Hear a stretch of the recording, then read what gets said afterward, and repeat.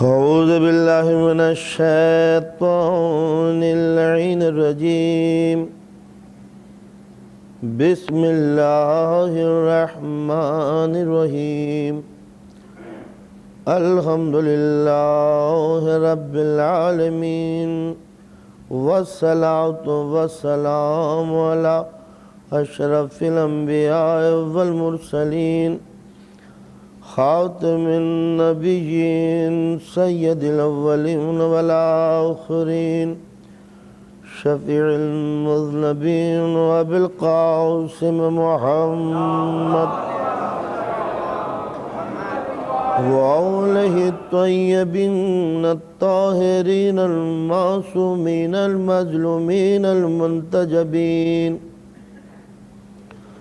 ولعنة الله على أعدائهم أجمعين أما بعد فقد قال الله تعالى وتبارك في القرآن الحكيم بسم الله الرحمن الرحيم فأقم وجهك للدين حنيفا فطرة الله التي فطر الناس عليها لا تبدیل لخلق اللہ ذالک الدین القیم صلوات پڑھیں محمد والا۔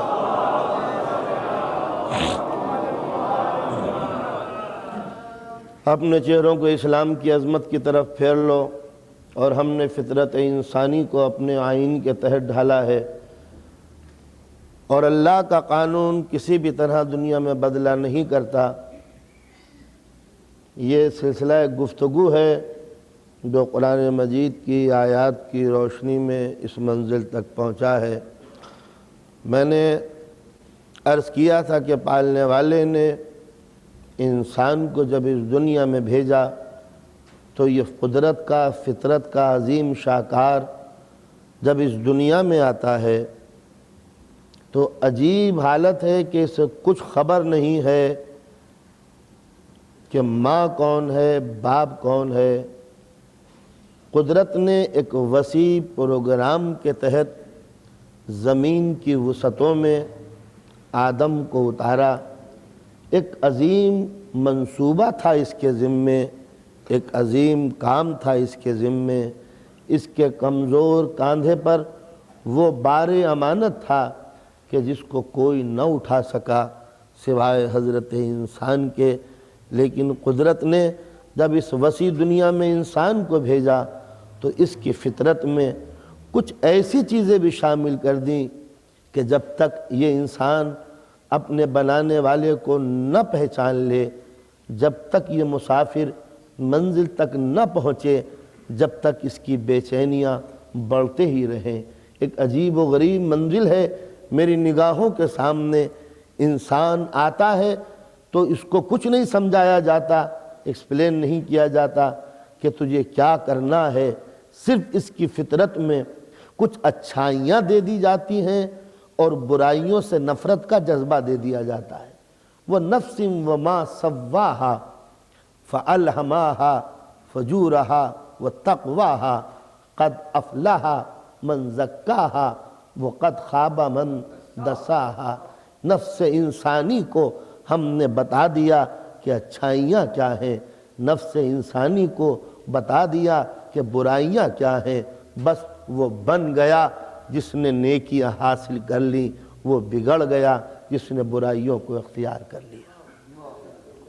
یہ تھا نفس انسانی کا بنیادی تصور۔ اس کو معلوم ہے کہ برائیاں کیا ہیں، اس کو معلوم ہے کہ اچھائیاں کیا ہیں۔ یہ اور بات ہے کہ برائیوں کا تصور بڑا دھندلا ہے، نیکیوں کی تمیز پوری طرح نہیں ہے۔ لیکن جب یہ نیکیوں کی طرف بڑھتا ہے تو جیسے دل سے آواز آ رہی ہو، ہاں اسی کام کے لیے تم کو بھیجا ہے۔ جب یہ برائیوں کی طرف بڑھتا ہے تو اتنا ریزسٹنس ہے نفس میں اور برائیوں میں۔ ہر گناہ کے بعد ایک کرب ہے، ایک بے چینی ہے، ایک الجھن ہے، یہ تو نے کیا کر لیا۔ یہی وجہ ہے یہ نیکیوں کے بعد کھڑا ہو کے مسکراتا ہے، برائی کے بعد مزوح ہو کے اپنے چہرے کو چھپا لیتا ہے۔ معلوم یہ ہوا کہ جیسے کوئی کورٹ ہو، کوئی عدالت ہو کہ جہاں پر منصف یہ اعلان کر رہا ہے انسان تجھے یہ نہ چاہیے تھا، تو نے یہ غلط کام کیا۔ یہی وہ بے چینیاں ہیں جو انسان کو اس پوری دنیا سے ممتاز بنا دیتی ہیں۔ یہ جرم کے موقع پر اس کی گھبراہٹ، گناہ کی منزل پر اس کی پشیمانی، خطا کی منزل پر اس کی ندامت، یہ آنکھوں کو چرا کے گزر جانا، یہ شرم سے سر کو جھکا لینا، یہی وہ احساس ہے جس کو اگر اجاگر کیا جائے تو انسان کبھی گناہ کی منزلوں میں قدم نہ رکھے۔ بچے کو آپ دیکھیے، وہیں سے انسانی فطرت کا پتہ چلتا ہے کہ قدرت اس سے کیا کام لینا چاہتی ہے۔ ابھی بچہ ہوا ہے، ابھی چند گھنٹوں کا ہے، دوسرے جانور کے بچوں میں اور حضرت انسان میں زمین و آسمان کا فرق ہے۔ ان کی زندگی کا کورس بڑا مختصر ہے، کھیلنا کودنا اور کسی انسان کے کام آ جانا، اس کے علاوہ اس کا کوئی پروگرام نہیں ہے۔ تو پیدا مچھلی ہوئی، انڈے سے نکلی، تیرنے لگی، اس کا بس کام زندگی کا روٹین یہی ہے اور کوئی کام نہیں ہے۔ ہرن کا بچہ ہوا، چند گھنٹوں میں دوڑنے لگا۔ حضرت انسان ہوا، انہیں پتہ ہی نہیں ہے ماں کون ہے، باپ کون ہے، دوست کون ہے، دشمن کون ہے۔ معلوم یہ ہوا کہ دماغ میں کوئی الگ سے کورس نہیں ڈالا گیا، اسے کچھ دیا گیا ہے اور کچھ اسے یہیں پر سیکھنا ہے، مگر کچھ بنیادی فنڈامنٹل چیزیں اسے دے دی گئیں کہ جس کی بنا پر انسانیت کی تعمیر ہونے والی ہے۔ اب بھرپور توجہ کا میں طالب ہوں، یقیناً آپ سوچیں گے کہ میں کیا کہنے جا رہا ہوں۔ قدرت جو بنانے والا ہے اس انسان کا، وہ نگاہوں سے پوشیدہ ہے۔ انسان اس دنیا میں آیا تو اب ظاہر ہے ہونا تو یہ چاہیے تھا اس انسان کو یہ بتا دیا جائے کہ تیرا پیدا کرنے والا کون ہے، مگر مشکل یہ ہے اپنے کمال کے تقاضوں کے تحت، اب میں اس کو ہلکی اردو میں بیان بھی نہیں کر سکتا، اپنے کمال کے تقاضوں کے تحت اس کو تو چھپا ہی رہنا چاہیے تھا، اور اپنے جسمانی ضرورتوں کے تحت اس کو ظاہر ہو جانا چاہیے تھا۔ تو انسان اس دنیا میں آیا ہے، اب اس کی ڈیوٹی ہے کہ یہ اس کو پہچانے جس نے اسے بنایا ہے، اس کا ماسٹر کون ہے، مالک کون ہے، خالق کون ہے، زندگی کون دیتا ہے، رزق کون دیتا ہے۔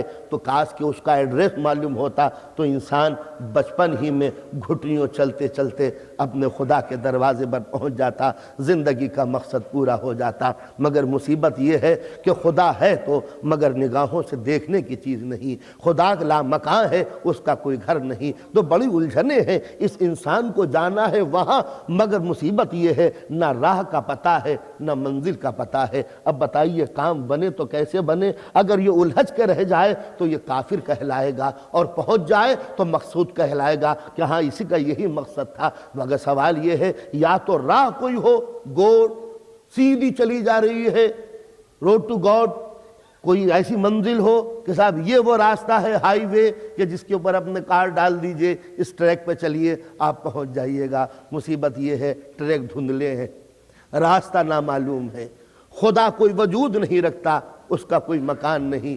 اب کام بنے تو کیسے بنے؟ اس انسان کو اس منزل پر کیسے پہچانا جائے؟ خدا دیکھنے کی چیز نہیں، چکھنے کی چیز نہیں، سننے کی چیز نہیں، چھونے کی چیز نہیں۔ یہ جو 5 سینسز ہیں یہ بیکار ہو جاتے ہیں اس تک پہنچنے کے لیے، نہ سنائی دینے والی بات، نہ نظر میں آنے کے قائل، نہ سونگھنے کے لیے، نہ چکھنے کے لیے، نہ چھونے کے لیے۔ تو جب یہ 5 حواس اس تک نہیں پہنچ سکتے تو بات بنے گی کیسے بنے گی؟ اس لیے کہ جب تک کہ بندہ خدا تک نہ پہنچے اسلام کا مقصد پورا نہیں ہوتا، اور پہنچے تو جب بھی پہنچے کہ جب یہ 5 سینس اس کا ساتھ دے۔ بڑی مشکل تھی کہ پتہ کیسے چلے انسان کو، قدرت نے اس کی پیدائش میں، اس کے خمیر میں ایک چیز ڈال دی جو اس میں ہے اور کسی میں نہیں ہے، صرف اس میں۔ وہ یہ کہ یہ تجسس، جستجو، تلاش، بے چینی، یہ جو اس کے دماغ میں ڈالی، یہ صرف اپنے تک پہنچانے کے لیے ایک عجیب و غریب آئٹم۔ چھوٹا سا بچہ، جس کو ظاہر ہے کہ میرا سبجیکٹ ہی بچہ ہے، چھوٹا سا بچہ ماں کی گود میں، آپ کا پیارا لاڈلا، آپ گھر میں آئے، ذرا انالیسس کیجئے بچے کے ذہن کی، اور ایک مرتبہ آپ نے بچے کو کھلونا دینے شروع کیا، یہ ٹوائے، یہ کار، یہ ٹافی، چاکلیٹ، مٹھائی، بچہ ایک ہی چیز کو لیتا چلا جا رہا ہے بڑی خوشی سے، اور ایک مرتبہ آپ نے مٹھی بند کر کے یہ کہا، وہ ساری چیزیں دے رہے ہیں، ان ساری چیزوں کو دیکھ تو رہا ہے مگر یہ دیکھ رہا ہے کہ یہ پاپا کی مٹھی میں کیا چیز ہے، کہ دیکھو ہم یہ نہیں دیں گے، اب وہ ساری نعمتیں جو آپ نے دی ہیں وہ ایک طرف اور یہ بند مٹھی ایک طرف، اب بچے کی نگاہیں اسی طرف لگی ہوئی ہیں کہ مٹھی کے اندر ہے کیا۔ یہ چھوٹی سی مثال ہے، میں تقریر کر رہا ہوں، لاؤڈ اسپیکر لگے ہوئے ہیں، ٹیلی ویژن سیٹ ہے، ایک مرتبہ تقریر کرتے کرتے میں چپ ہوا، میں نے آپ کو آواز دی ذرا ادھر آئیے، آپ آئے، میں نے آپ کے کان میں کچھ کہہ دیا، اب پورا مجمع یہ کوشش کر رہا ہے کیا بات کہہ دی، یعنی میں چلا چلا کے پڑھ رہا ہوں، آپ کو شوق پیدا نہیں ہوا، میں نے چپکے سے ایک بات کہہ دی، اب آپ کو شوق ہے کہ جنہیں کیا بات ہو گئی۔ ایک مرتبہ میں ایسے گزر رہا تھا، سب گزر رہے تھے، ایک مرتبہ ہمارے سلطان داتو بھائی کھڑے، بھئی آپ سے بہت ہی امپورٹنٹ بات کہنی ہے، ایک راز کی بات کہنی ہے، اب یقین مانیے گھر تو چلے گئے مگر نیند نہیں آ رہی، بیوی پوچھ رہی ہے سلطان بھائی کیوں نہیں سوتے، انہوں نے کہا مولوی صاحب نے ایک بات کہہ دی ہے کہ کوئی بات کہنی ہے، اب جب تک یہ نہ بات نہ معلوم ہو جائے کہ وہ بات کیا ہے نیند نہیں آتی۔ آپ نے اندازہ لگایا یہ بات کیا ہے، یعنی جب تک چیز چھپ کھلی رہتی ہے کوئی جستجو نہیں ہوتی، کوئی پریشانی نہیں ہوتی، لیکن جہاں یہ کہہ دیا جائے کوئی راز کی بات ہے، بس آپ یقین مانیں کہ اب قیامت آ گئی، تو معلوم ہوا انسان کے نیچر میں، انسان کی فطرت میں قدرت نے نہ جانے کیا ڈال دیا ہے کہ یہ بے چینیوں میں مبتلا رہتا ہے۔ صلوات پڑھیں محمد والے محمد۔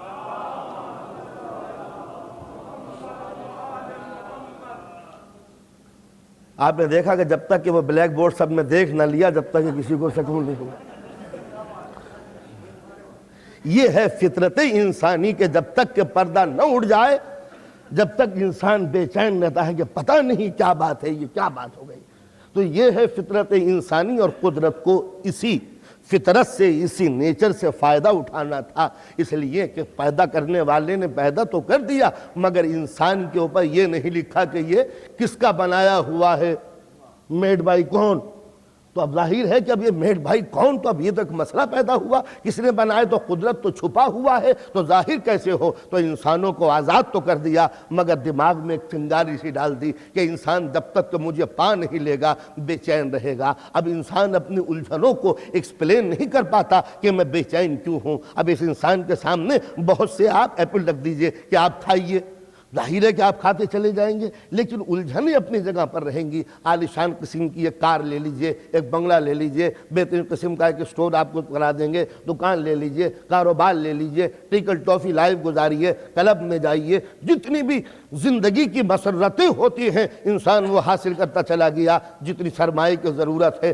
ہم دینے کے لیے تیار ہیں۔ یاد رکھیے اگر انسان کی زندگی کا مقصد کھانا پینا ہوتا تو ہر انسان کھا پی کے مطمئن ہو جاتا۔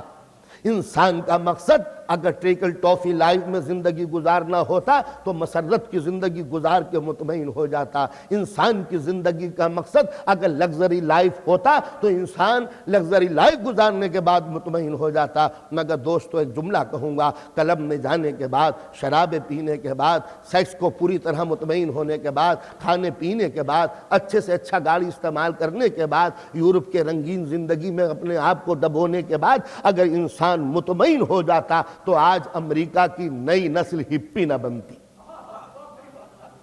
ذرا تجزیہ کیجئے کہ ان کو کس چیز کی کمی ہے۔ کیا تمہارے پاس دولت نہیں؟ کیا تمہارے پاس علم نہیں؟ کیا تمہارے پاس بڑی بلڈنگیں نہیں؟ کیا تمہارا کاروبار نہیں؟ کیا عیش و عشرت کو کمی آ گئی؟ کیا کوئی بار بند ہو گیا؟ کیا شراب کا سیلاب رک گیا؟ کہا سب کچھ ہے، کہا پھر یہ ہپی کیوں بنے؟ کہا اس کو ہم نہیں بتا سکتے کہ ہپی کیوں بنے، مگر اب سوٹ پہننے کو جی نہیں چاہتا، اب عیش و عشرت کے اندر زندگی گزارنے کو جی نہیں چاہتا۔ جی اچھا اگر وہی ڈھونڈنے کے لیے بنے تھے تو اس تک پہنچنے کے بعد تو بے چینیاں ختم ہو جاتی۔ مگر مصیبت یہ ہے کہ اس کے بعد بھی بے چینیاں ہوئیں. کسی نے بتا دیا کہ ہیروئن کا استعمال کرو تو طبیعت تمہاری صحیح ہو جائے گی. انہوں نے ٹیبلٹ پہ ٹیبلٹ کھائی مگر پھر پریشانیاں بڑھنے لگیں. کسی نے کہہ دیا کہ ہندوستان چلے جاؤ, وہاں بہت ہی شانتی نظر آتی ہے, وہاں سکون ہی سکون ہے. وہ وہاں پر بھی چلے گئے. کوئی بنارس گیا, کوئی تبت گیا, کوئی افغانستان گیا, کوئی کشمیر کی وادیوں میں بھٹکا. یقین مانیے آپ سب سے پوچھئے کیا مطمئن ہو گئے؟ لیکن ہر ہپی کا نشہ استعمال کرنا خود اس بات کا ثبوت ہے کہ اگر سکون مل گیا ہوتا تو یہ نشہ استعمال نہ کرتے. نشہ کیا ہے؟ سکون کو فریب دینے کا دوسرا نام ہے. جب انسان بے چین ہوتا ہے تو ذرا سکون پانے کے لیے تھوڑا سا پی رہا ہوں. تو اگر ظاہر ہے کہ سکون پانے کے لیے پی رہے ہو تو پینے کے بعد تو سکون ہو جانا چاہیے تھا. کہاں تو سکون مل گیا؟ کہاں مل گیا ہوگا؟ تو سوال یہ ہے کہ سکون ہے کہاں؟ جسم میں یا دماغ میں؟ تو دماغ میں ہے الجھنے. تو جب آپ نے اس کو سلا دیا شراب پلا کر تو یہ کیسے کہہ سکتے ہیں کہ سکون مل گیا؟ اس لیے کہ جہاں الجھنے ہیں وہ چیز سوئی ہوئی ہے. جب وہ الجھنوں سے نکلے گا پھر چیخے گا. مگر اب دوہری الجھن ہو گئی. ایک تو غم دنیا اور ایک وہ غم دورہ جس کو آپ نے شراب کی شکل میں پہنایا. یعنی جب تک نہ پیتے تھے دنیا کی الجھن تھی, اور جب پینے لگے تو دنیا کی الجھن الگ اور شراب کی الجھن الگ. تو بندہ پرور اسی طرح انسان بے چینیوں کا شکار ہوتا چلا گیا. جب پہلی مرتبہ الجھ کے آیا تھا نہ جانے کیوں الجھنیں پیدا ہوئی تھی. کاروبار کی الجھن ہے, بچوں کی الجھن ہے, بیوی بچوں کی الجھن ہے, مکان کی الجھن ہے. الجھنیں بڑھ رہی تھی. اس بیچارے نے تھوڑی سی پی تھی, تھوڑی سی. ہاں اس کو نشہ آ گیا, یہ پڑھ کے سو گیا, رات میں نیند آ گئی ہوگی, صبح کو اٹھا پھر الجھنیں تھی, پھر اس نے پی مگر کوانٹیٹی پہلے سے زیادہ تھی. اس لیے کہ جب یوز ٹو ہوا تو پہلے سے اتنے سے کام بنتا تھا, اب اتنے سے کام بننے لگا, پھر اتنے سے کام بننے لگا, پھر بوتلیں خرچ ہونے لگی مگر وہ کام نہیں بنتا. ایک منزل وہ بھی آئی کہ پیتا چلا جا رہا ہے مگر الکوہولک ہونے کی بنا پر نشہ نہیں بنتا. بتائیے اگر انسان کی الجھنوں کا علاج یہ شراب ہوتی تو آج انسان کہاں گیا؟ تو معلوم ہوا کہ شراب فریب کا نام تو ہے مگر سکون کا نام نہیں ہے.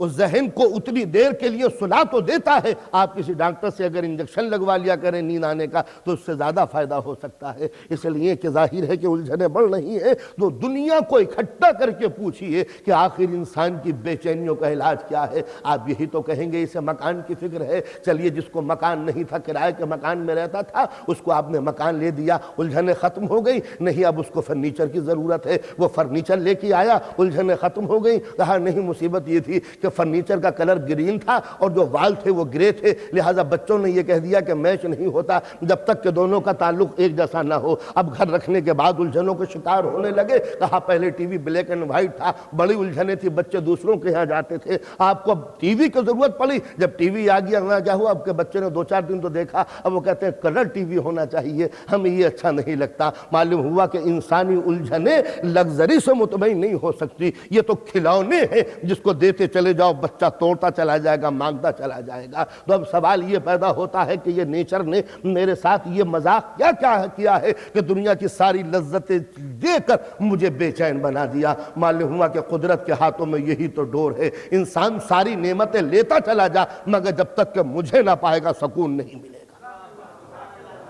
ظاہر ہے کہ قدرت بے خوف تو ہے نہیں معاذ اللہ کہ جو تمہیں کھلا رہی ہے پلا رہی ہے اور یہ بھلا دے کہ تمہارا زندگی کا مشن کیا ہے, تمہارے زندگی کا مقصد کیا ہے. کہا تم کو اولاد دی, کہ اولاد لینے کے بعد بھی بے چین رہو گے, بیوی دی اس کے بعد بھی بے چین رہو گے, تم کو مکان دیا اس کے بعد بھی بے چین رہو گے. تو انسان بے چین تو ہوتا ہے, بے چینیوں کا علاج اس کی سمجھ میں نہیں آتا کہ آخر میں بے چین کیوں ہوں. تو یاد رکھیے ہر وہ دریا بے چین ہوتا ہے جب تک کہ سمندر میں نہیں مل جاتا, مسافر بے چین ہوتا ہے جب تک منزل پر نہیں پہنچ جاتا. تو انسان جب تک بے چین ہوتا ہے جب تک کہ مقصد پورا نہیں ہوتا. سکون نام ہے مقصد تک پہنچنے کا, سکون نام ہے صحیح رزلٹ کے نکل آنے کا. کبھی آفس میں بیٹھ کر آپ نے کیلکولیشن حساب کیا ہے, اگر حساب صحیح آ گیا تو سکون مل گیا, اور اگر الجھ کے رہ گئے تو اب الجھنیں بڑھ گئی. تو معلوم ہوا جس کا نام ہے سکون وہ کسی شے کے مقصد کی تکمیل کے نتیجے کا نام ہے. جب صحیح منزل پر آپ پہنچ گئے تو سکون مل گیا۔ ایک ڈاکٹر ہے صبح سے لے کے شام تک آپریشن کر رہا ہے، آپریشن اگر ناکام ہے تو الجھنیں بڑھ گئیں، کامیاب ہو گیا تو صحیح ہو گیا۔ مجھ کو پہنچنا اس ٹائم سے یہاں تک، اگر وقت پر پہنچ گیا تو الجھنیں ختم ہو گئی، اور اگر کہیں نہیں پہنچ پایا تو الجھنیں اور بڑھ گئی۔ تو الجھنیں نام ہے ناکامی عمل کا، سکون نام ہے مقصد کی تکمیل کا۔ تو جب مقصد حیات پورا ہوگا تب انسان کو سکون ملے گا۔ تو یہ مقصد حیات ہے کیا؟ آواز یہی آئی کہ چھپے ہوئے کو پالو۔ فطرت انسانی یہ ہے کہ جب تک کہ مٹھی بند ہے، الجھنے بچے کے دماغ میں ہے، پتہ نہیں کیا ہے مٹھی میں، پتہ نہیں کیا کان میں کہہ دیا، پتہ نہیں مولوی صاحب نے کیوں کہہ دیا کہ راز کی بات کہیں گے۔ تو یہ الجھنے کیوں ہے کہ ایک بات پردے میں ہے، جب وہ بے نقاب ہو جائے گی الجھنیں ختم ہو جائیں گی۔ اور روح کو بھی ایک الجھن ہے، اس الجھن کا کوئی نام نہیں ہے، اس کو ایکسپلین نہیں کر سکتے، اس کی ڈیٹیل میں آپ نہیں جا سکتے۔ اس روح کو ایک الجھن ہے کہ جب تک کہ روح خالق کو نہ دیکھ لے بے چین رہے گی۔ تو کیا وہ دیکھنے کی چیز ہے؟ تو کسی نے مولا سے پوچھا تھا، مولا خدا کو دیکھا ہے؟ آپ نے خدا کو دیکھا ہے؟ علی مرتضیٰ نے کہا تھا بغیر دیکھے خدا کی میں عبادت نہیں کرتا، جس خدا کو دیکھ نہ لوں اس کی عبادت کیسے کروں گا؟ مولا آپ نے خدا کو دیکھا ہے؟ کہاں اس کو نگاہیں نہیں دیکھتی، دل دیکھتا ہے۔ کہا دیکھا ہے آپ نے؟ کہا ایسا دیکھا ہے کہ اگر پردے ہٹا دیے جائیں، ذرا مولا کے جملے عجیب و غریب انداز کے ہیں، اتنی فلسفی ہے۔ اگر پردے ہٹا دیے جائیں، یہ جملے بار بار سنتے ہوں گے آپ مولا کے، پردے ہٹا دیے جائیں تو میرے یقین میں کوئی کمی نہ آئے۔ کیا مطلب؟ یعنی اگر خدا کو کسی دن میں بے نقاب دیکھ لوں، شیک ہینڈ کر لوں، بات چیت کر لوں، ملاقات ہو جائے، تو جتنا مجھے یقین دیکھنے کے بعد ہوگا اتنا ہی یقین جب ہے جب کہ میں نے اسے نہیں دیکھا۔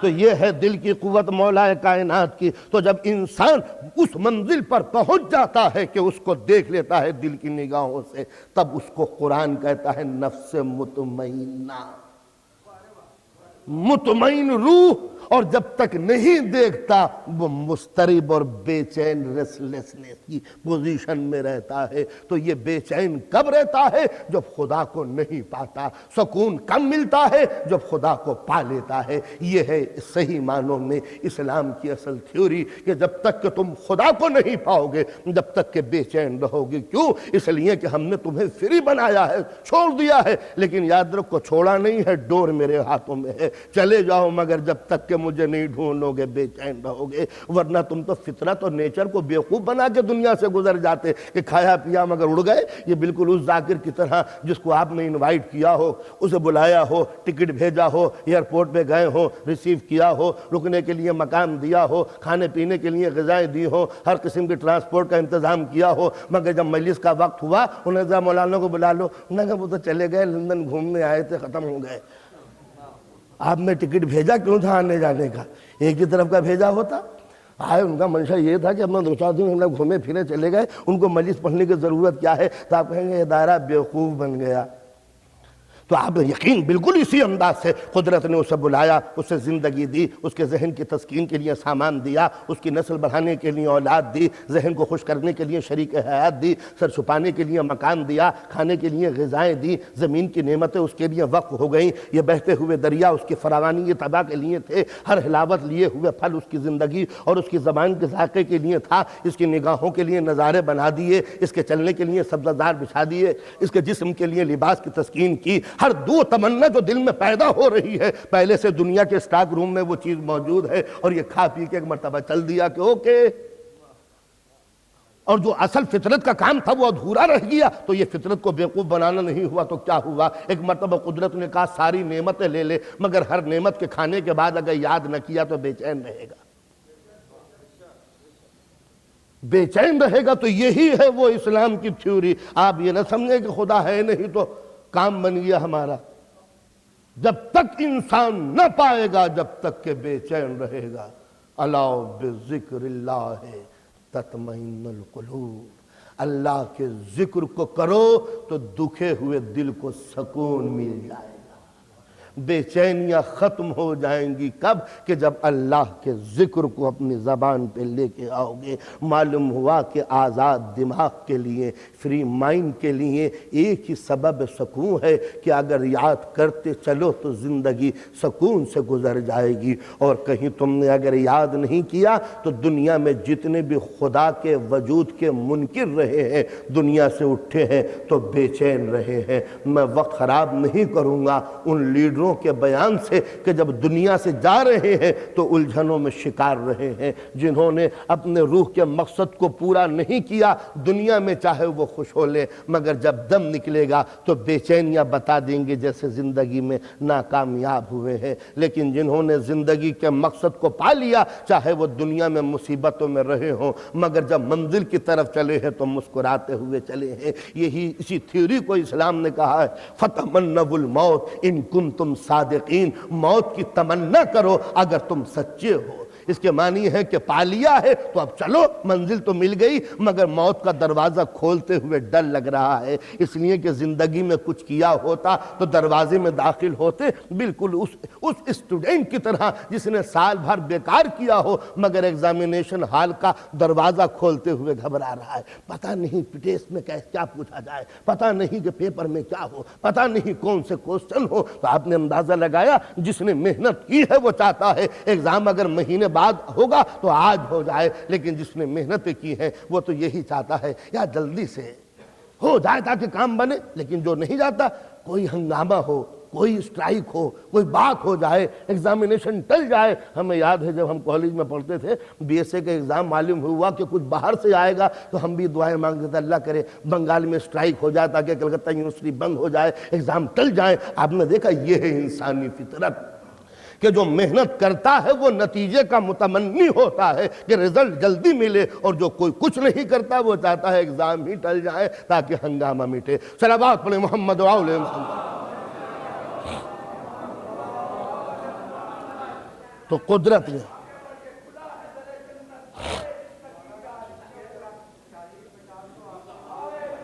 جو حضرات اوپر آنا چاہیں وہ فوراً آ جائیے، سب آپ کے بھائی کھڑے ہوئے ہیں، سب جلدی 2 منٹ کے اندر، دیر لگانے کی ضرورت نہیں ہے۔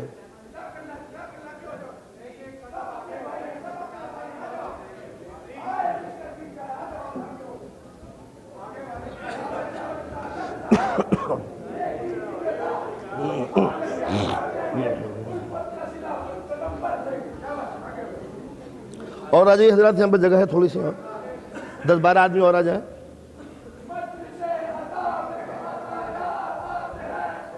یہ دروازہ کھول دیا کسی نے، دروازہ کھول دیا۔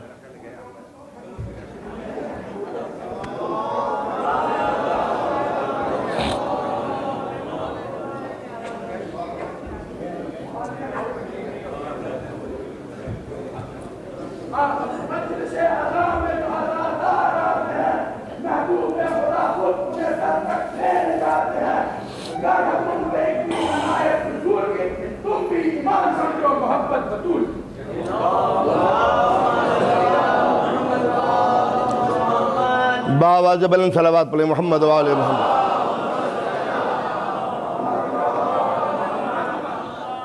تو عرض کر رہا تھا کہ انسانی فطرت میں قدرت نے کچھ بنیادی چیزیں ایسی داخل کی ہیں کہ جب تک انسان اس کو پا نہ لے یہ بے چین رہے گا۔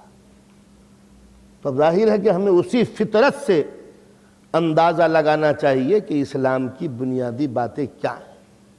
تو سب سے پہلے تو اس کا وجود ہے کہ انسان کیسے پہچانے اسے جس کے لیے یہ سارے ہنگامے ہیں کہ انسان پہچان لے تو اصل میں انسان کی قدر و قیمت ہے۔ اس لیے کہ بندہ پرور، اب میں نے عرض کیا تھا کہ انسان اپنے دماغ میں یہ تصور تو رکھتا ہے کہ کوئی نہ کوئی ہے، لیکن وہ کیا ہے اس کو دل اس کا ایکسپلین نہیں کر پاتا۔ ہر انسان کے ذہن میں یہ تصور ابھرتا ہے، چاہے کہیں کا بھی ہو، کہ کوئی نہ کوئی چیز تو ہے، لیکن جب کوئی سمجھانے والا نہیں ہوتا تب وہ دل کے بہلانے کے لیے پتھر بناتا ہے۔ یہ پتھر ہیں کیا؟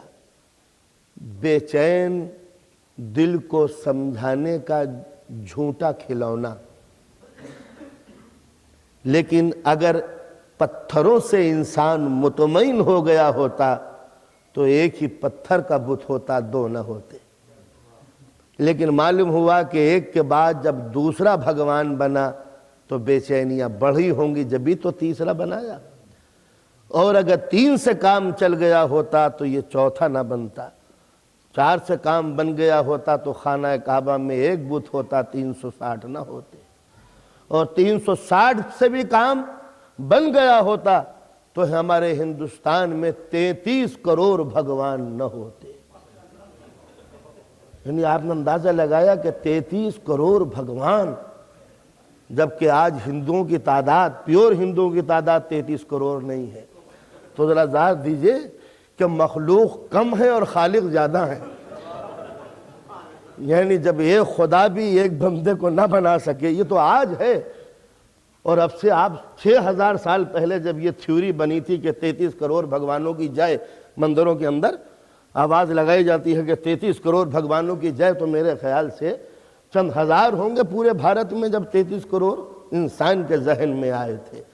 تو آپ نے اندازہ لگایا کہ انسان کتنا بے چین تھا کہ پتھر کے بت بناتا چلا گیا، لیکن جتنے یہ بت بناتا چلا جائے گا ثبوت ملتا چلا جائے گا کہ اگر اس کے دماغ میں خدا کا تصور نہ ہوتا تو یہ بتوں کی کثرت کیوں ہوتی، اور اگر پتھروں سے کام چل گیا ہوتا تو یہ جانوروں کی پوجا کیوں کرتا، جانوروں سے مطمئن ہو گیا ہوتا تو یہ بہتے ہوئے دریا کے قریب کیوں آیا، اگر بہتے ہوئے دریا کی فراوانی نے اس کے دماغ پر کچھ بھی چھینٹے ڈالے ہوتے تو یہ برگد کی گھنی چھاؤں کے نیچے عقیدے کے ڈیرے کیوں لگانے لگا۔ معلوم ہوا کہ انسان یہ ساری چیزیں بناتا چلا جاتا ہے، مگر ایوولوشن ایک منزل پہ آیا، نہیں یہ خدا نہیں ہے، شاید یہ ہوا خدا ہو، شاید یہ سورج خدا ہو، شاید یہ چاند خدا ہو، چاہے یہ ستارے خدا ہو، یہ سارے گھروندے انسان بناتا چلا جا رہا تھا صرف خدا کو سمجھنے کے لیے۔ بس جب انسان بے چین تھا کہ کس طرح اس کو پالوں، تو ایک مرتبہ جب پتھروں کا راج تھا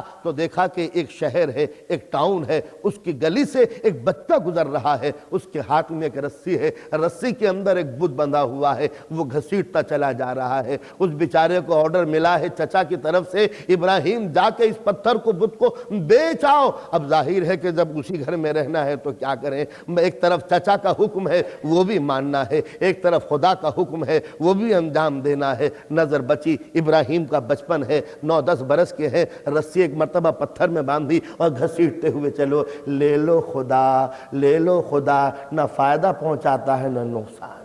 اس سے بڑھ کر تبلیغ کا کون سا ذریعہ ہوگا کہ جو پوجنے کے موڈ میں بھی تھے وہ بھی اب پوجنے کے لیے تیار نہیں، خدا ہے جو گھسٹتا چلا جا رہا ہے۔ یہ وہ تو طریقے کہ انسان کے دماغ کے لیے۔ ایک مرتبہ ابراہیم سے پوچھا گیا کون ہے خدا، انہوں نے کہا میں اس ستاروں کو خدا مان لو، بڑے اچھے ہیں، بڑے چمکدار ہیں، مگر جب صبح ہوئی اور ستارے ڈوب گئے تو اسی قوم سے کہتے ہیں جنہوں نے ستاروں کے آگے رات بھر پوجا کی تھی، بتاؤ یہ خدا کہاں غائب ہو گئے؟ تو انہوں نے کہا غائب تو ہو گئے، کہا ڈھونڈو۔ تو اگر کام بن گیا ہوتا تو مطمئن ہو جاتے، میاں گئے ہوں گے کہیں آرام کرنے کے لیے۔ تو معلوم ہوا کہ چاند کی پوجا شروع ہوئی، ذرا یہ بڑا ہوا ہے، اور جب چاند بھی ڈوب گیا تو پھر کہا سورج کو پوجو یہ بڑا ہے، اور جب رائزنگ سن پوجا جانے لگا تو دن بھر تو سر جھکتے رہے، شام ہوئی اور سورج ڈوب گیا تو عقیدہ بھی غرق ہو کے رہ گیا۔ ابراہیم نے کہا اس کو کیوں مانتے ہو جو ڈوب جائے، اس کو سر کیوں جھکاتے ہو جو چھپ جائے، اس کو خالق کیسے کہتے ہو جو گہن جس کو لگ جائے۔ یہ سوا سچا تھوڑا سا تبلیغ کا طریقہ جو جناب ابراہیم کی شکل میں دنیا کے سامنے آتا رہا، مگر مقصد ایک ہے کہ اگر انسان کے دل میں بے چینیاں نہ ہوتی پانے کے لیے تو کبھی انسان پر تبلیغ کا اثر نہ ہوتا۔ اس دور میں بھی انسان کو آپ کمیونسٹ بنا دیجئے، اسے دہریہ بنا دیجئے، اسے لادینی سیکولرزم کی تبلیغ کیجئے، اسے تبلیغ کیجئے، کہ کوئی خدا نہیں ہے، مگر جب یہی کمیونسٹ، یہی دہریہ، یہی خدا کا منکر جب لینن کی قبر کے سامنے جاتا ہے تو ٹوپی اتار کے سر کو جھکا دیتا ہے۔ کیا مطلب؟ وہ طاق عقیدت جس میں خدا کو ہٹا دیا تھا کمیونزم نے، وہاں پر لینن کو لا کے بٹھا دیا۔ معلوم ہوا یہ عقیدت کا طاق کبھی خالی نہیں ہوتا، کبھی لینن آتا ہے، کبھی کیپٹل جیسی کتاب رکھی جاتی ہے، کبھی نیشنلزم لا کے رکھا جاتا ہے، کبھی عربزم کا بھوت لا کے رکھا جاتا ہے۔ غرض انسان خدا کی تلاش میں پھر رہا ہے، اور جب خدا اسے نہیں ملتا تو کہیں سیمائیں ہیں، کہیں سرحد ہے، کہیں بارڈر ہے، کہیں زبان ہے، کہیں اردو ہے، کہیں گجراتی ہے، کہیں ہندی ہے، کہیں انگریزی ہے، کہیں کلرڈ ہے، کہیں قومیتی ہے، کہیں پروونشلزم ہے۔ یہ ہے وہ خدا کہ جو انسان بنا لیتا ہے۔ مقصد کیا ہے اس کا؟ کہ پبلک نہ پہچان پائے کہ خدا کون ہے، اور الجھن یہ ہے کہ جب تک کہ نہ پائے گا جب تک کہ انسان بے چین رہے۔ یہ ہے تصور۔ تو اب ظاہر ہے کہ جتنی شدت سے خدا کا انکار ہوتا ہے اتنی ہی شدت سے خدا کا اقرار ہوتا ہے۔ تم انکار کرتے چلے جاؤ اور اقرار ہوتا چلا جائے گا۔ در حقیقت یہ انکار بھی ایک اقرار کی دوسری شکل ہے۔ خدا نہیں ہے جو یہ کہتے ہیں، اس کا دل خود کہہ رہا ہے کہ کوئی تو ہے جس کی بنا پر اتنی جلدی سے انکار کر دیا۔ تو بندہ پرور یہ بنیادی تصور تھا۔ اب آئیے ذرا ہم تحقیق کی منزل پہ آگے بڑھتے ہیں۔ بچے کا ذہن ہے، کچھ نہیں معلوم کہ کیا ہے، مگر قدرت نے بتا دیا۔ پہچاننے کا طریقہ تجھ کو میں بتاؤں گا۔ ذرا انالیسس کیجئے۔ چھوٹا سا بچہ 2 یا 3 برس 4 برس، کچھ نہیں معلوم سیاست کیا ہے، پولیٹکس کیا ہے، عراق نے حملہ کیا ہے یا ایران نے حملہ کیا ہے، انڈیا الگ ہے یا پاکستان الگ ہے، اسے کچھ نہیں معلوم، بچہ ہے۔ آپ ہیں اس پورے کمرے میں اور کوئی نہیں ہے، ایک بچہ اور ایک آپ نے چپکے سے چھپ کے ایک پیچھے سے تھپڑ مار دیا اس کے۔ بچے نے غور سے دیکھا کہ یہ تھپڑ آیا کہاں سے، یہ تماچا مارا کہاں۔ پورے روم میں کوئی نہیں ہے سوائے ان چچا کے اور میرے۔ بچے نے رونا شروع کیا اور آپ کو گھورنا شروع کیا۔ ذرا دماغ میں ذرا انالیسس کیجئے، یہ بچے نے آپ کو کیوں گھورا؟ چھوٹا سا بچہ بول نہیں سکتا مگر جانتا ہے کہ یہ تماچا اس بزرگوار نے مارا ہے۔ کہا تم نے دیکھا ہے؟ بچہ نہیں جانتا کہ دیکھا ہے، چھپ کے مارا ہے، مگر بچے کے دماغ میں یہ بات ہے کہ کوئی کام خود بخود نہیں ہوتا جب تک کہ اس کا کرنے والا کوئی نہ ہو۔ چھوٹی سی بات تھی یہ تو۔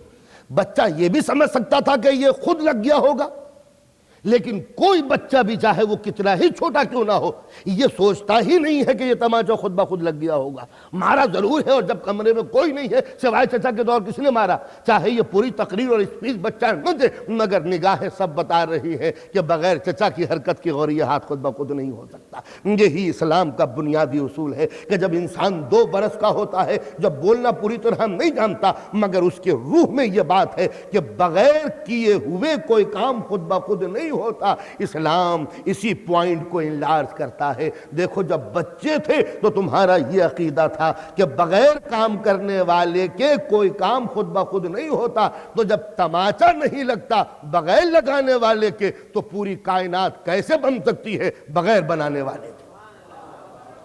یہ تھا بنیادی تصور۔ فطرت اللہ التی فطر الناس علیہا لا تبدیل لخلق اللہ، اللہ کا قانون نہیں بدلا کرتا، یہ اللہ کی فطرت ہے جو انسان کے خبیر میں ڈالی گئی ہے۔ تو بچے کو معلوم ہے کہ کوئی نہ کوئی تو ہے۔ اب بچہ گھر میں بیٹھا ہوا ہے، باہر سے نوک کیا کسی نے دروازہ، بچہ چونکا، کون ہے یہ؟ کون ہے کیوں؟ وہ خود بخود سوچ لیتا کہ ویسے ہی نوک ہو رہا ہوگا، مگر بچہ جانتا ہے بغیر کھٹکھٹانے والے کی آواز خود بخود نہیں نکلتی۔ تو جب چھوٹا سا کام بغیر کرنے والے کے نہیں ہو سکتا تو یہ پوری یونیورس بغیر بنانے والے کے کیسے ہو جائے گی؟ اب آپ میرے ساتھ چلیے۔ بہت چھوٹی چھوٹی باتیں بچوں والی۔ بچہ کا تماچا لگا تو جب تماچا زور سے لگا تو یہ بھی ہو جتنے بھی ایکشن ہیں آدمی کے وہ سب ہو سکتے تھے۔ بچہ کودنے لگتا، جمپ کرنے لگتا، بچہ دوڑنے لگتا، بچہ ہنسنے لگتا، بچہ قہقہا مارنے لگتا، بچہ کھجانے لگتا، کچھ بھی کام کرتا۔ بچے نے کچھ نہیں کیا، اس ایکشن کا ری ایکشن یہ ہوا کہ بچہ رونے لگا۔ بچہ رونے لگا، سوال یہ ہے کہ یہ تماچا کھا کے بچہ رویا کیوں، بچہ ہنسا کیوں نہیں؟ سوچتے چلے جائیے، بات یہاں تک پہنچی کہ یہ رونا صحیح معنوں میں عدالت کی ڈیمانڈ ہے کہ مجھ پر ظلم ہوا ہے، فیصلہ ہونا چاہیے۔ یاد رکھیے، یہ رونا نہیں ہے، یہ احتجاج ہے کہ مجھ پر ظلم ہوا ہے تو کوئی نہ کوئی انصاف کرے اس کا۔ اگر انصاف کا تصور نہ ہوتا تو بچہ کبھی تماچا کھا کے نہ روتا۔ معلوم ہوا آتا ہے کہ ہر انسان کی بنیاد میں یہ بات ہے کہ عدالت کا فیصلہ ہونا چاہیے۔ تو معلوم ہوا کہ دو چیزیں انسان کے دماغ میں ڈالی گئی، ایک تو ایگزسٹنس آف گاڈ، کہ کوئی نہ کوئی ہے، اور اسی کے ساتھ ہی ساتھ عدالت کا فیصلہ بھی ہونا چاہیے۔ اسی لیے ہمارے اصول دین میں پہلے توحید ہے، بعد کو عدالت ہے۔ یہ بچہ رو رہا ہے کہ فیصلہ ہو، ورنہ کبھی بچہ نہ رو تو ہنستا، کودنے لگتا، لیکن رونا بتا رہا ہے کہ فیصلہ ہونا چاہیے۔ تو جب بچپن میں تھوڑی سی تکلیف سہ کر یہ عدالت کا مطالبہ کر رہا ہے تو کیا آخرت میں کوئی عدالت نہ ہوگی جو دکھے ہوئے دلوں کو انصاف دے سکے؟ اچھا، اس بچے کو کسی صورت سے یقین دلا دیجئے کہ اب تمہارا ساتھ انصاف نہیں ہوگا تو چپ ہو جائے گا، چپ ہوگا، لیکن دماغ میں نفرت، عداوت پیدا ہو جائے گی، انتقام پیدا ہوگا کہ جب تک کہ بدلہ نہ لے لوں گا جب تک کہ چین سے نہ بیٹھوں گا۔ معلوم ہوتا ہے کہ دنیا میں اگر انتقامی کارروائیاں روکنی ہے تو عدالت قائم کرو، اور عدالت قائم نہ ہوئی تو انتقام در انتقام، ریونج کے سلسلے میں دنیا ختم ہو جائے گی۔ چلیے اگلا اسٹیپ، بچے نے تماچا کھایا اور ایک مرتبہ کھا کے چلا، صوفہ سیٹ رکھا ہوا ہے اس سے کچھ نہیں کہا، ٹیلی ویژن جس کو رات دن دیکھتا ہے اس سے کچھ نہیں کہا، گھر کا کوئی اور سامان ہے اس سے کچھ نہیں کہا، باہر گاڑی کھڑی ہوئی ہے بچے نے اس سے کچھ نہیں کہا، اور بھی ایک آدمی آیا ہے اس سے کچھ نہیں کہا۔ بچہ ماں کے پاس جا کے رونے لگا۔ سوال یہ پیدا ہوتا ہے کہ پہلی بات تو یہ کہ بچے کے دماغ میں ڈیمانڈ ہوئی کہ عدالت ہونی چاہیے، لیکن یہ کہ عدالت ہو کہاں، فیصلہ کون کرے، عدل کون کر سکتا ہے، جسٹس کے لیے، انصاف کے لیے جاؤں کس کے پاس؟ بچہ کسی کے پاس نہیں گیا، اس کے پاس گیا جس کی ممتا سے اسے امید ہے، اس کے پاس گیا جس سے رحم کے توقع ہے، اس کے پاس گیا کہ جس سے امید ہے انصاف کی۔ تو سوال یہ پیدا ہوتا ہے، بچے تو نے کیسے سمجھا کہ ماں تجھے انصاف دلائے گی؟ بچے نے کہا جو رزق دے رہی ہو کیا وہ انصاف بھی نہیں دے گی؟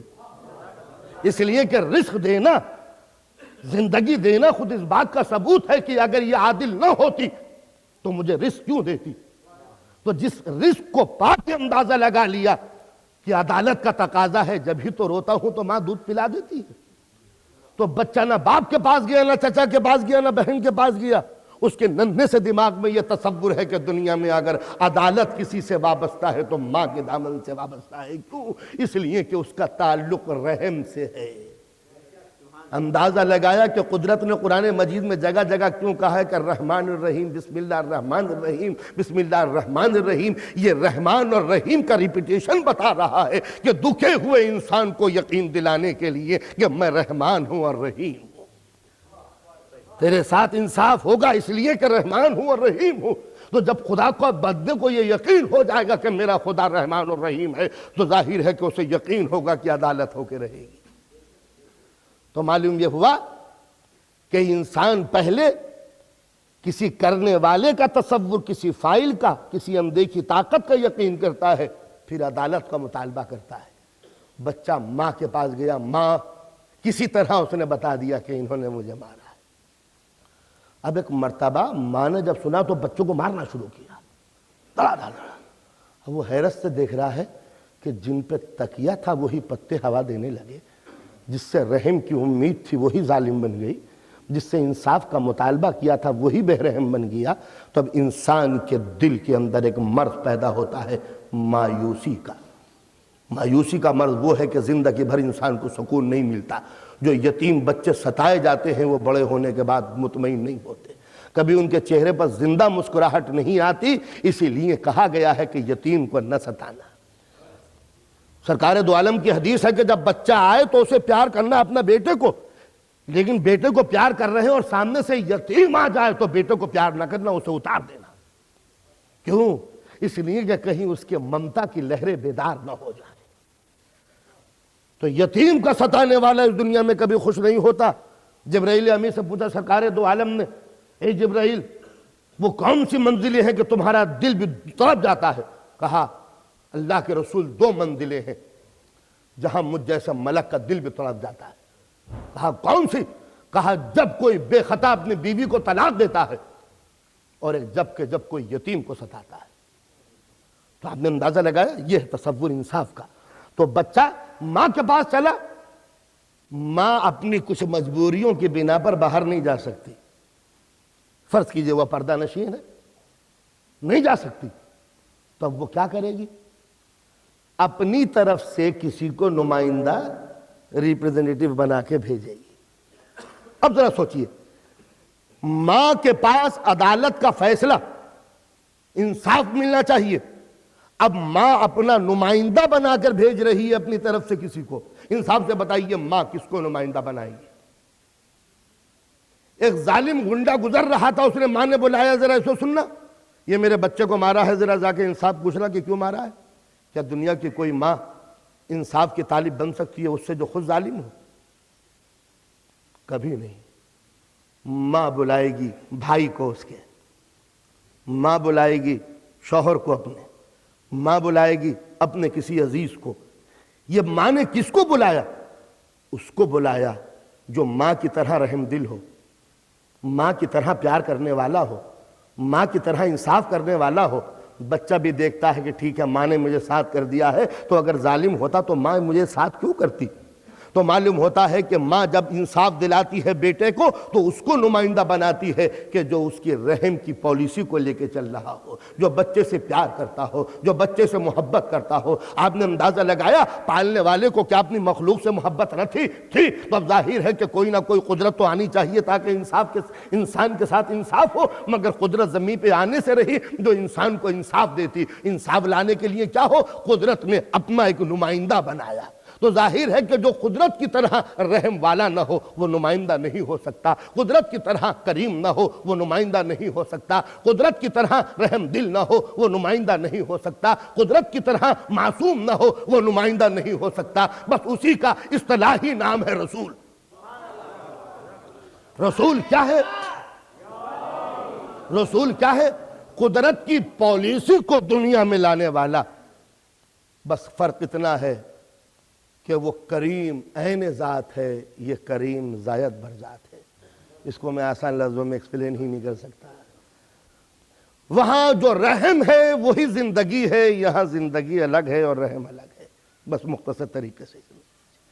تو لہٰذا جو معصوم ہوتا ہے وہ قدرت کے کمالات کا نمائندہ ہوتا ہے اس دنیا میں آنے کے بعد۔ تب وہ آیا انسان کو انصاف دلانے کے لیے، اس کا نام ہے رسول۔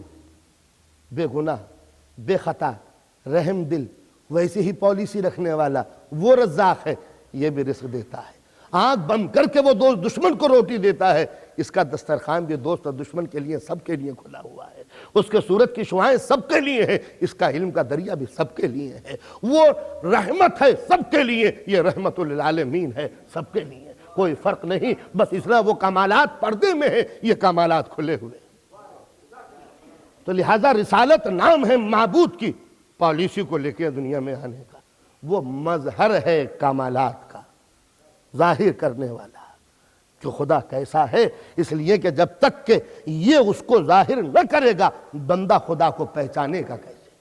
اس لیے کہ انسان کی مجبوری یہ ہے کہ نظر سے دیکھتا ہے تب پہچانتا ہے، زبان سے چکھتا ہے تب پہچانتا ہے، کان سے بولتا ہے تب سنتا ہے، ہاتھ سے چھوتا ہے تب پہچانتا ہے۔ تو انسان کی کمزوری یہ کہ 5 سینس بتا دے کہ ہے کیا چیز، تو میں خدا کو دیکھوں تب کہوں کہ خدا ہے، چکھ لوں تب کہوں کہ خدا ہے، سونگھ لوں تب کہوں کہ خدا ہے، سن لوں تب کہوں کہ خدا ہے، چھو لوں تب کہوں کہ خدا ہے۔ مگر مصیبت یہ ہے کہ اگر وہ نگاہوں سے دیکھنے کی چیز ہو تو جو دیکھی جاتی ہے وہ مادی ہوتی ہے، جو مادی ہے وہ فانی ہے، جو فانی ہے وہ باقی نہیں رہتی، جو باقی نہیں رہتی وہ سب کچھ ہوتی ہے، خدا نہیں ہوتی۔ تو خدا کو دیکھ لوں تاکہ ختم ہو جائے، خدا بولے تاکہ میں سنوں، مگر بولا جاتا ہے زبان سے۔ زبان کے لیے دہن کی ضرورت، دہن کے لیے چہرے کی ضرورت، چہرے کے لیے جسم کی ضرورت، جسم کے لیے میٹر کی ضرورت، میٹر کے لیے موت، اور جو موت پر جائے وہ سب کچھ ہوتا ہے، خدا نہیں ہوتا۔ تو وہ بولے تاکہ ختم ہو جائے۔ تو اب بتائیے انسان کس طرح پہچانے اسے؟ تو اب ضرورت محسوس ہو کہ قدرت کچھ نمائندے بھیجے تاکہ اسے دیکھو اور مجھے سمجھو۔ آدم جاؤ بتاؤ علم کیا ہے، نوح جاؤ بتاؤ تقوی کیا ہے، ابراہیم جاؤ سمجھاؤ خلت کیا ہے، موسیٰ جاؤ بتاؤ کہ ہیبت کیا ہے، عیسیٰ جاؤ روحانیت کا چرچا کرو، یوسف جاؤ حسن کے چراغ جلا دو، ایوب جاؤ صبر کے عنوان سکھا دو۔ یہ 1,23,999 نبوتیں گزر گئیں یہ بتانے کے لیے کہ خدا کیا ہے۔ تو ہم نے سمجھا کہ واقعاً آدم کو دیکھ کے پتا چلا کہ علم کیا ہے، نوح کو دیکھ کے پتا چلا کہ تقدس کیا ہے، انبیاء کو دیکھ کے پتا چلا کہ کمالات کیا ہیں، مگر مجھے یہ ڈاؤٹ ہونے لگا، یہ 1,23,999 کریکٹرز ایک ذات میں، اتنی خوبیاں ایک کریکٹر میں، اتنی کرنے ایک سورج میں۔ تو آواز آئی تجھے یہی ڈاؤٹ ہے کہ یہ اتنے کمالات ایک انسان میں ایک جگہ کیسے جمع ہو گئے؟ تو لے میں ایک ایسی ہستی کو بھیج رہا ہوں جس میں آدم کا علم بھی ہے، نوح کا تقویٰ بھی ہے، ابراہیم کی خلت بھی ہے، عیسیٰ کی روحانیت بھی ہے، موسیٰ کی ہیبت بھی ہے۔ وہ کمالات جو الگ الگ ہیں وہ سارے کمالات اس ایک میں، مگر جب اس ایک کو دیکھا تو اب ڈاؤٹ یہ ہوا کہ کہیں دنیا سب کی سب نسیری نہ ہو جائے، کوئی یہ نہ کہہ دے کہ محمد بھی اللہ ہے، وہ بھی ایک ہے، یہ بھی ایک ہے۔ تو اب ضرورت پڑی اس وحدت کو کثرت میں تبدیل کرنے کی، اس ایک کو 14 میں ڈیوائیڈ کر دیا تاکہ کوئی ایک نہ کہہ سکے، ورنہ خدائی کا شبہ ہونے لگے گا۔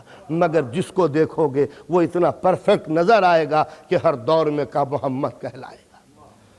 تو اب ظاہر ہے کہ جو سرکار دو عالم کے صفات تھے وہ ان 12 محمدوں کے اندر پھیلا دیے۔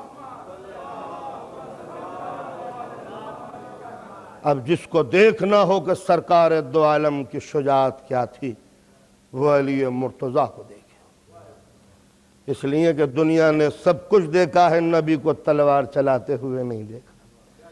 اب اگر کوئی سمجھنا چاہے کہ سرکار دو عالم اگر تلوار چلائیں تو کس طرح لگیں گے، تو علی کو دیکھیں۔ علی منی وانا منہ، یہ مجھ سے ہے میں اس سے ہوں۔ تو اگر یہ دیکھنا ہو کہ علی تلوار کیسے چلاتے ہیں، نبی تلوار کیسے چلاتے ہیں، تو علی کو دیکھے۔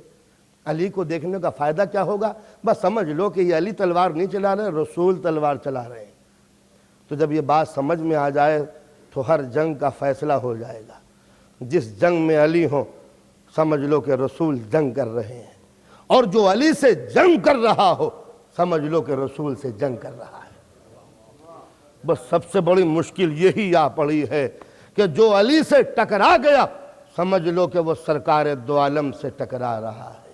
علی کی تلوار جس پر اٹھ گئی سمجھ لو وہ کافر ہے، اس لیے کہ جو رسول سے ٹکرا گیا وہ اس کا اسلام خطرے میں پڑ جاتا ہے۔ تو لہذا جس کو نبی کی شجاعت دیکھنی ہو وہ علی کو دیکھے، نبی کی صلح سمجھنی ہو وہ حسن کو دیکھے، نبی کی شہامت و شہادت جاننی ہو وہ حسین کو دیکھے، نبی کی عبادت کے طریقے سمجھنے ہو وہ زین العابدین کو سمجھے، نبی کا علم سمجھنا ہو محمد باقر کو سمجھے، نبی کی صداقت کے عنوان سمجھنے ہو وہ جعفر صادق کو دیکھے، نبی ضبط کنٹرول کیسے کرتے تھے موسی کاظم کو دیکھے، نبی رضا الہی کے طالب کیسے رہتے تھے وہ امام علی رضا کو دیکھے، نبی کی طہارت کا درجہ کیا تھا محمد تقی کو دیکھے، نبی کی نظافت کیا تھی علی نقی کو دیکھے، نبی کا حسن کیا تھا حسن عسکری کو دیکھے، نبی چھپ کے ہدایت کیسے کیسے دے حضرت حجت کو دیکھے۔ صلوات پڑھیں محمد و علیہ۔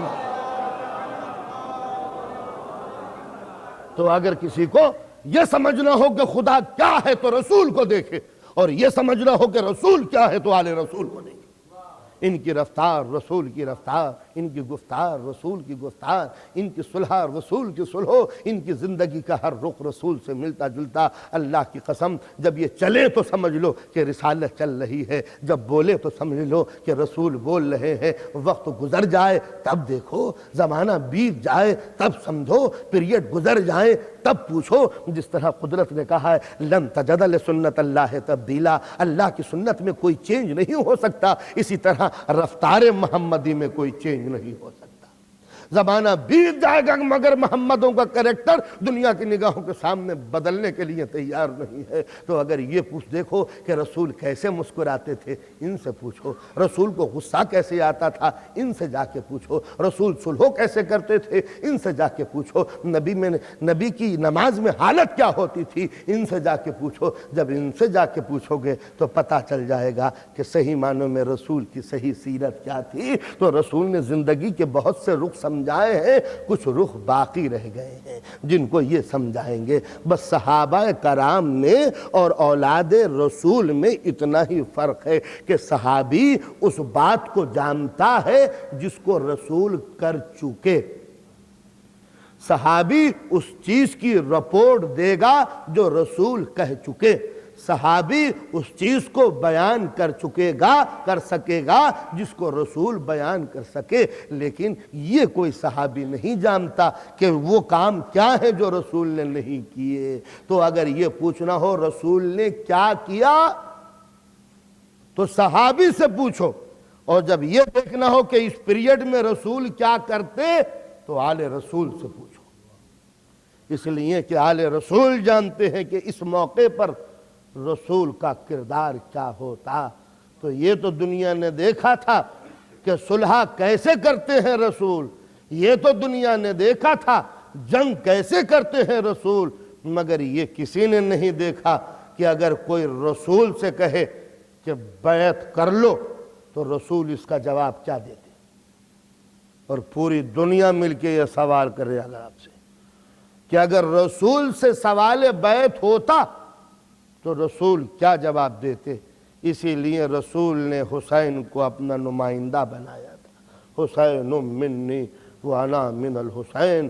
جس کو یہ رخ دیکھنا ہو کہ میرا صبر کا عنوان کیا ہے، وہ میرے حسین کو دیکھے۔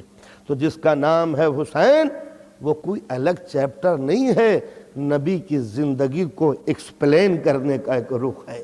نادان دنیا پروپیگنڈے کا شکار ہو جاتی ہے، یہ حسین کو بڑھا دیتے ہیں۔ اللہ کی قسم ہم حسین کو جانتے بھی نہیں، رسول کی لائف کا ایک چیپٹر ہے جس کا نام ہے حسین۔ تو جب ہم حسین کا تذکرہ کرتے ہیں تو وہ کسی غیر کا تذکرہ نہیں کرتے، جزو رسالت کا تذکرہ کرتے ہیں۔ جب ہم آل رسول کا نام لیتے ہیں تو کوئی یہ پیرلل ڈپارٹمنٹ رسول کا نہیں ہے کہ رسول کے مد مقابل کوئی الگ پاور ہو۔ رسول کی دینی پالیسی کا نام ہے آل رسول۔ آل رسول نبی کی زندگی کے تسلسل کا نام ہے۔ رسول کا انتقال ہو گیا مگر رسول کا دین باقی ہے۔ بتاؤ دین کو سمجھنا ہو تو رسول کو اٹھائیں کیسے؟ تو رسول کے کریکٹر کو دنیا کے سامنے پیش کرنے کی ذمہ داری آل رسول کی ہے۔ رسول کی ایک عمر ہے اور اس کے بعد رسول کا انتقال ہے، لیکن رسول کا پیغام باقی ہے۔ اسی پیغام کو لے کے آگے چلنے کی اصطلاحی نام ہے آل رسول۔ آل رسول کے معنی اولاد رسول نہ سمجھ لینا، اس لیے کہ ہم نے اولاد کا کلمہ نہیں پڑھا، ہم نے ذہن کا کلمہ پڑھا ہے۔ کوئی یہ نہ کہے کہ ہم فاطمہ کو اس لیے مانتے ہیں کہ نبی کی بیٹی تھی، قطعاً نہیں۔ بیٹی ہونے کی بنا پر سیدہ قابل عظمت نہیں ہے، رسول کی معصومانہ پالیسی کا نام ہے سیدہ۔ حسن اور حسین یہ نبی کے نواسے ہونے کی بنا پر قابل عزت نہیں ہے۔ ہم نے اس لیے حسن حسین کو اپنے کاندھوں پہ نہیں چڑھایا کہ یہ نبی کی بیٹی کے بیٹے ہیں، قطعاً نہیں۔ رسول کی شہادت کی پالیسی کا نام حسن اور حسین ہے۔ رسول جب صلح کر رہے ہو تو یہ چیپٹر حسن بنا، اور جب رسول جنگ کر رہے ہو تو یہ چیپٹر حسین کہلایا۔ حسن اور حسین کو دنیا نے اس روپ سے پیش کیا ہے کہ ہاں نبی کے نواسے تھے، قطعاً نہیں۔ ہم نے اولاد کا کلمہ نہیں پڑھا، ہم نے داماد کا بھی کلمہ نہیں پڑھا، ہم نے بیٹی بھی کا کلمہ نہیں پڑھا۔ فاطمہ بیٹی نہیں ہے، معصوم ہے۔ علی داماد نہیں ہے، امام ہے۔ حسن و حسین نواسے نہیں ہے، شہادت ہے۔ تو لہٰذا یہ کریکٹر جن کا نام ہے امام، یہ نبی کے رشتے کی بنا پر قابل عزت نہیں ہے، یہ خود ایک کریکٹر ہے۔ اگر یہ کریکٹر نہ ہوتے تو کبھی بچپن میں رسول کاندھے پر نہ بٹھاتے۔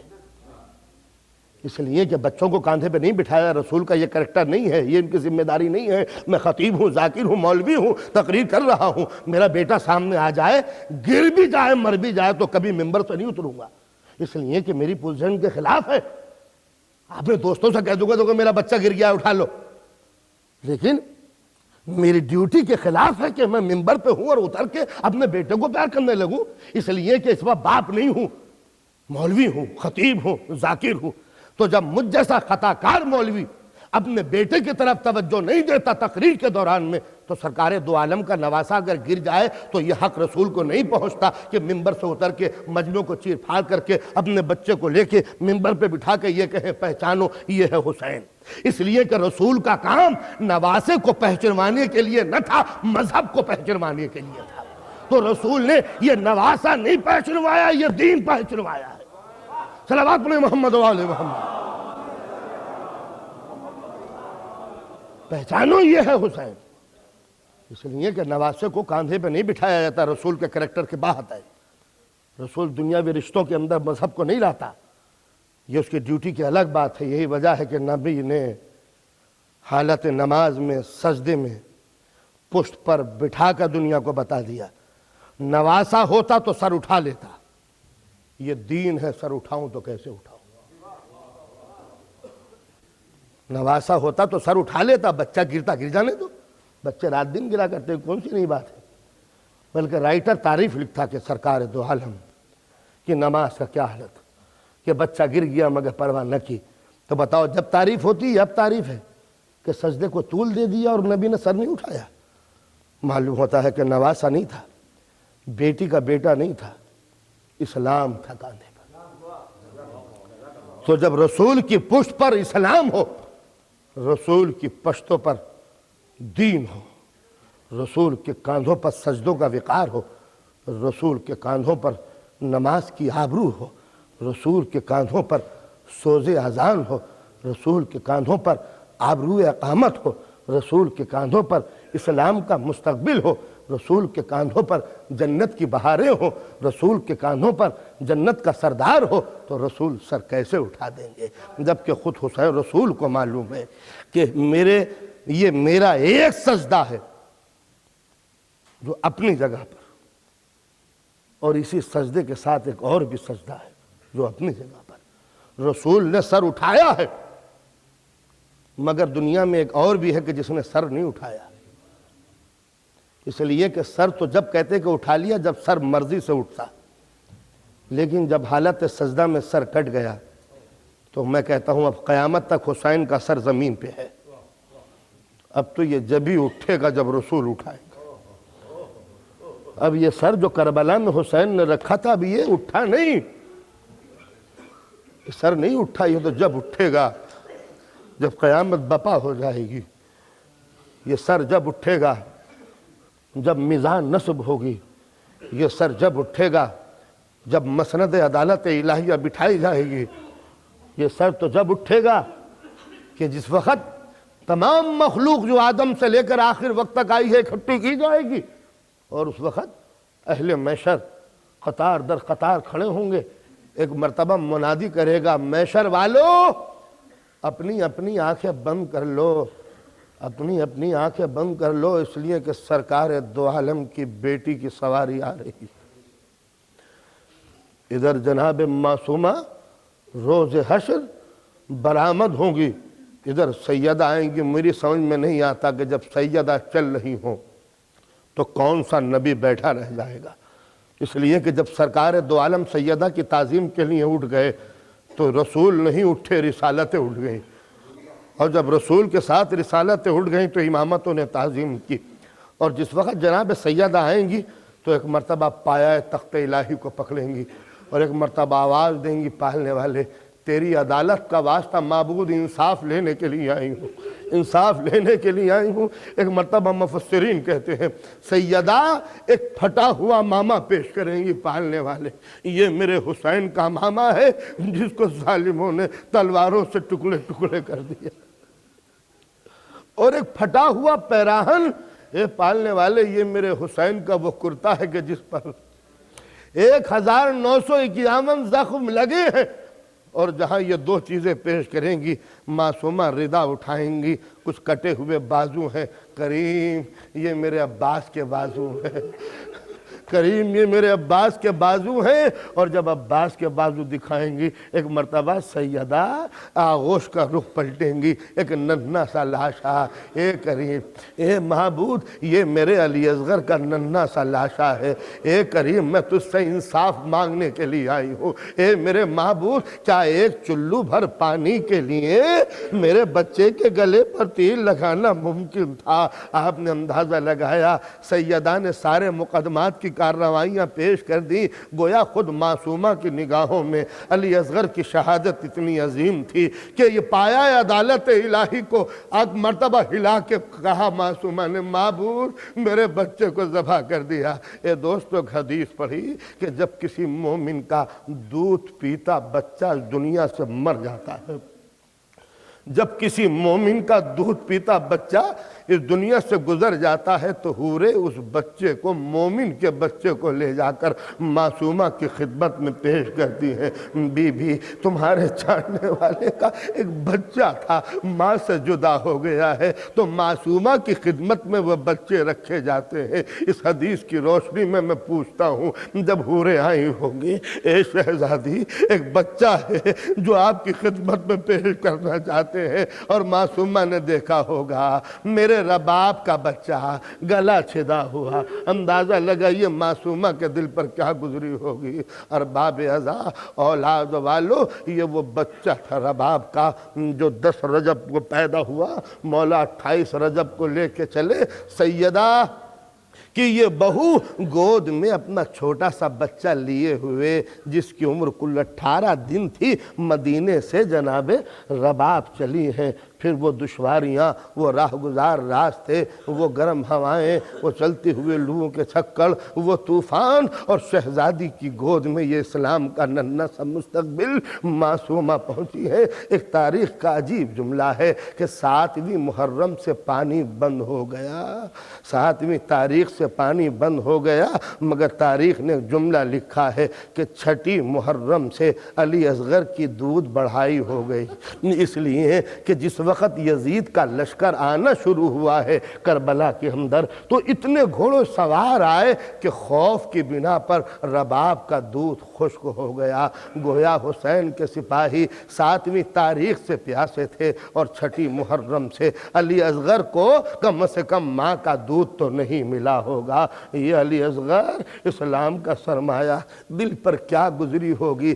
شب عاشور کی ایک مصیبت پیش کر دوں، سکینہ در خیمہ پر خالی کوزہ لیے ہوئے ہے، حسین گزر رہے ہیں، ایک مرتبہ بچی نے باپ کو دیکھا، بڑھ کے ماں باپ کا دامن تھام لیا، بابا بڑی پیاس لگ رہی ہے، ایک جملہ کہا ہے بیٹی ذرا صبر کرو، سونے کی کوشش کرو لاڈلی۔ سکینہ نے عجیب جملہ کہا، بابا میں سونے کی کوشش تو کرتی ہوں مگر کیا کروں بابا، جب میں سونے جاتی ہوں مجھے ایسا معلوم ہوتا ہے جیسے کوئی بیوی سر کے بالوں کو کھولے ہوئے اس طرح روتی ہے جیسے کسی ماں کی گود میں اس کے بچے کا دم نکل جائے۔ اے بابا یہ کون عورت ہے جو میرے سرہانے بیٹھ کر اس طرح روتی ہے؟ میرے لال، میرے لخت جگر، اے بابا یہ کون ہے؟ مولا نے کہا سکینہ ارے تم نے اپنی دادی سیدہ کو نہیں پہچانا؟ یہ تمہاری دادی ہیں جو تمہارے پاس رونے کے لیے آتی ہے۔ سکینہ نے عجیب جملہ کہا، بابا بڑی پیاس لگتی ہے، تو مولا نے کہا تھا سکینہ پیاس زیادہ لگ رہی ہے؟ ہاں بابا بہت زیادہ پیاسی ہوں۔ کہا بیٹی جاؤ علی اصغر کے خیمے میں دیکھ لو شاید پانی مل جائے۔ سکینہ دوڑتی ہوئی پہنچی کہ شاید میری ماں نے پانی علی اصغر کے لیے رکھا ہو۔ دوڑتی ہوئی سکینہ گئی تھی، مگر تھوڑی دیر کے بعد جب آئی تو سر جھکا ہوا ہے، قدم آہستہ آہستہ رکھ رہی ہے۔ بابا میں سمجھ گئی آپ یہی تو بتانا چاہتے ہیں کہ جب بھیا علی اصغر پیاسا ہے تو اور کس کو پانی ملے گا۔ عزاداران امام مظلوم، یہ وہ شہید تھا، یہ وہ مجاہد تھا جو پیاسا رہا علی اکبر کے ساتھ، عباس کے ساتھ، ماں اور بہنوں کے ساتھ، سب سے چھوٹا مجاہد۔ اور ایک وقت وہ بھی آیا عصر عاشور، جب حسین کا دامن خالی ہو گیا، جب بھتیجے اور بھانجے اس دنیا سے گزر گئے، حسین کا کوئی ساتھی نہ رہا، تو اب حسین نے آخری آواز دی، حل من ناصر ینصرنا، ارے کوئی ہے میرا مددگار، کوئی ہے میرا ناصر۔ اور آپ نے سنا ہوگا سیدانیوں میں کوہرام مچ گیا، علی اصغر نے خود کو گہوارے سے گلا دیا، حسین کو خبر دی گئی بھیا تم نے مجاہد مانگا تھا، علی اصغر نے خود کو گہوارے سے گلا دیا، لاؤ میرے بیٹے کو میرے ہاتھوں پر دے دو۔ حسین نے اس قرآن امامت کو اپنی آغوش میں لیا، کعبہ کا دامن کیا۔ اس طرح حسین نے جلتے ہوئے سورج کی روشنی سے اپنے اس پھول کو چھپایا تھا، اور حسین نے اب زندگی کا سب سے مشکل کام کیا، ایسا کام جو حسین نے زندگی میں کبھی نہ کیا تھا،